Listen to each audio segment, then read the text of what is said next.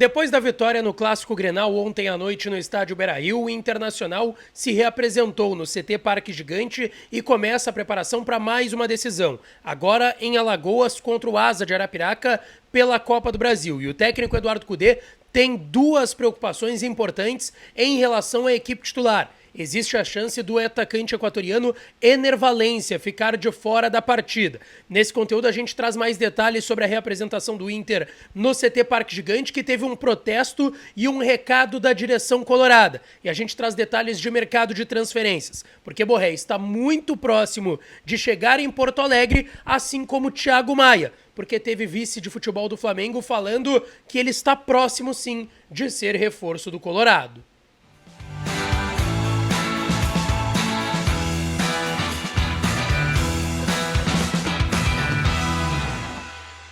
Fala, minha rapaziada, sejam bem-vindos a mais um vídeo aqui no canal Lucas Jans Repórter. E nesse conteúdo a gente traz tudo que aconteceu de mais importante nesse dia 26 de fevereiro no noticiário do Inter. Antes, não te esquece, deixa o teu like, te inscreve no canal, ativa as notificações por aqui. E é claro que esse conteúdo e todos os outros têm um oferecimento de KTO.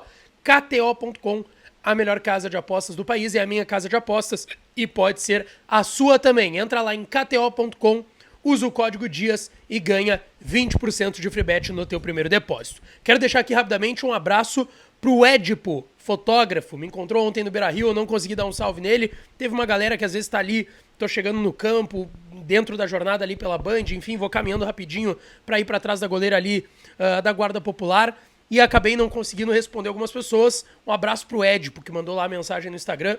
Um beijo pra ti, viu, cara? Obrigado pelo carinho e pela audiência, e pra todo mundo que trocou uma ideia ontem lá no Beira-Rio, no pátio, quando eu tava fazendo o jogo aberto pela Rádio Bandeirantes, que tirou foto, que quis trocar uma ideia, enfim, que quis ir ali pra resenha. Um abraço pra todos vocês, tá certo, rapaziada? Bom, bora lá começar o vídeo falando do Internacional, e eu quero falar aqui sobre a reapresentação, que foi hoje à tarde no CT Parque Gigante. Eu estava por lá, o grupo de jogadores esteve no gramado do CT depois da vitória de ontem por 3-2 contra o Grêmio no Clássico Grenal 441, e já começa a preparação para o jogo contra o Asa de Arapiraca, em Alagoas, na quarta-feira às 8 horas da noite, jogo único, primeira fase da Copa do Brasil. O Inter joga pelo empate, mas não dá para subestimar o Asa. A gente lembra o que aconteceu em 2022, Inter e Globo, Cacique Medina era o técnico do Inter na ocasião, então todo cuidado e respeito com o adversário é pouco.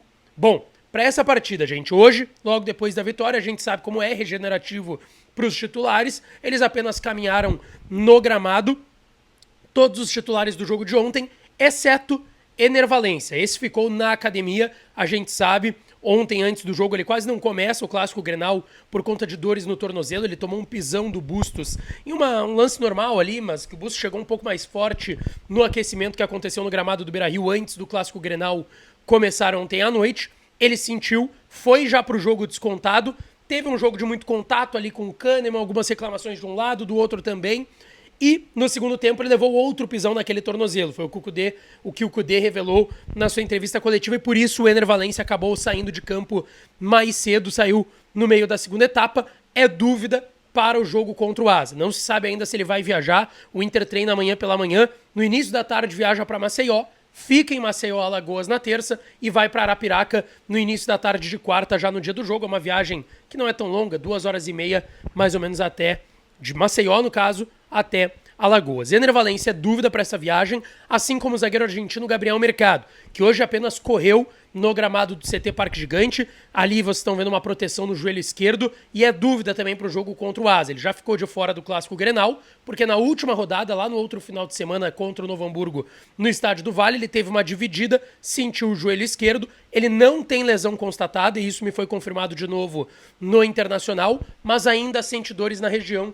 E assim, hoje não dá para cravar ainda, mas a tendência é que o Gabriel Mercado não viaje com a delegação, assim como o goleiro Tino Rocher, que segue na academia do clube se recuperando de lesão na costela. Gente, hoje no CT Parque Gigante, quando eu cheguei, foi possível observar, e eu fui o segundo ou terceiro repórter a chegar hoje no CT. Eu cheguei bem cedo, por volta das 4h15 da tarde, o treino estava marcado para 5 horas.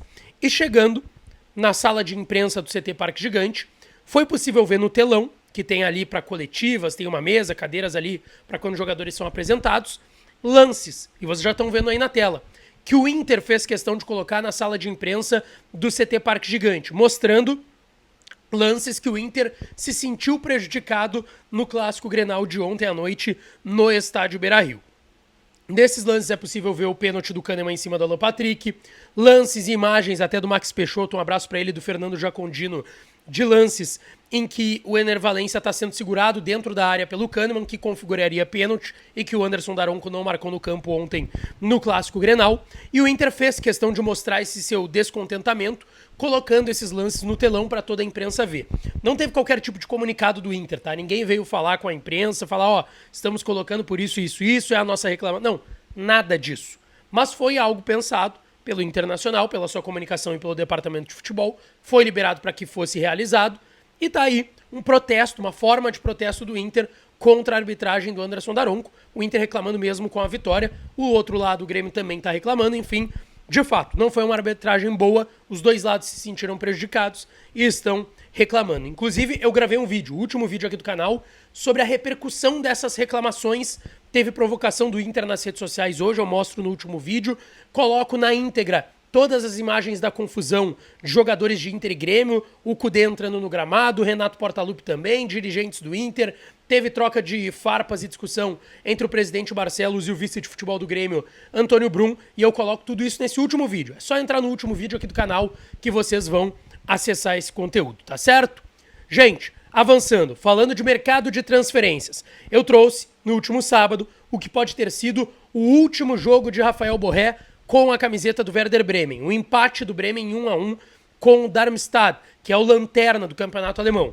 Um resultado frustrante para o Werder Bremen, que já não briga mais, é verdade, contra o rebaixamento na Alemanha, mas agora está numa briga para uma vaga, quem sabe, na Conference League da próxima temporada, competição europeia, talvez a terceira principal, atrás de Champions e Europa League. O Werder Bremen tropeçou contra o Lanterna, ficou no empate e jogará contra o Hoffenheim no domingo, às 1h30 da tarde, no horário de Brasília. É mais ou menos no final da tarde isso lá na Alemanha. E a expectativa é de que o Borré já não esteja relacionado para esse jogo. O Clemens Fritz, diretor de futebol do Werder Bremen, voltou a falar no último domingo, em entrevista lá na Alemanha, que essa semana vai sentar com o Borré e o seu empresário e definir se vai liberar o jogador de forma antecipada ou não. O Inter garante que fez tudo que dava para fazer. O Inter não vai colocar valores na mesa. O Werder Bremen não tem um desejo ou um valor fixo que informou ao Inter para essa liberação do Borré, mas quer conversar com o jogador. E vai ouvir do Borré, e isso já foi trazido pelo staff do jogador, pelo pai do jogador, que o Borré vai comunicar, ó, eu quero sair. Eu tô acertado com o Inter, quero jogar lá no Brasil, tô tudo acertado, vocês não estão me usando, isso é fato. O Borré agora nesse jogo contra o Darmstadt nem entrou em campo. Desde que ele foi anunciado pelo Inter, ele não começou nenhum jogo, mas ainda estava entrando no segundo tempo das partidas, agora não. Nem utilizado ele foi. E pelas pessoas que eu conversei na Alemanha, principalmente jornalistas que cobrem o Werder Bremen, eles estão bem certos de que o Bremen vai liberar o Borré nessa semana. E quem sabe já na próxima semana, que é a primeira semana de março, ele estará em Porto Alegre, e até o dia 7 de março, que é o fechamento da janela, vai ter rescindido o seu empréstimo com o Werder Bremen, que é até o mês de julho, e vai estar regularizado no bid pelo Inter e vai poder ser inscrito na primeira fase da Sul-Americana, para Campeonato Brasileiro e também para a Copa do Brasil. Gente, pra gente fechar, uma informação bem animadora sobre Thiago Maia, que a gente sabe o Inter ainda busca um volante de 26 anos do Flamengo, mesmo tendo anunciado o Fernando e o Bruno Gomes. O Marcos Braz, vice de futebol do Flamengo, deu uma entrevista ontem à tarde no Rio de Janeiro, à noite, aliás, depois da vitória do Flamengo por 2-0 no clássico Fla-Flu no Maracanã. Ele foi questionado sobre o Thiago Maia e disse que o negócio está andando e que ele deve acontecer nessa última semana agora de fevereiro ou a 1ª de março, e antes do fim da janela, o Thiago Maia sendo anunciado como jogador do Inter. Olha o que ele falou em entrevista coletiva, tá? Está andando, devagarinho, mas está andando. Tem algumas cláusulas contratuais que o Flamengo se sente confortável em colocar para se assegurar em alguns pontos. E é normal.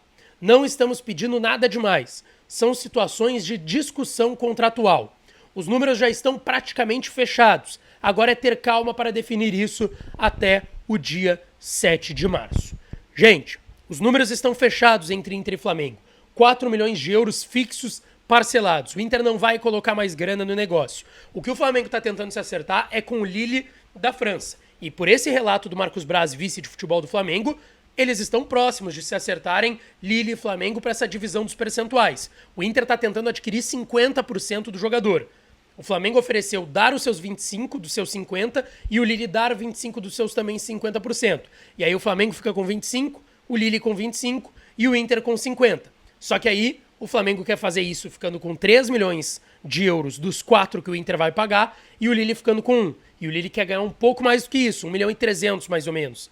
E o Flamengo não queria tirar dos seus 2 milhões. Aí ficaria o Flamengo com 2.700 e o Lille com 1.300. O Flamengo não quer isso. Mas por esse relato do Marcos Braz, está próximo sim de um desfecho.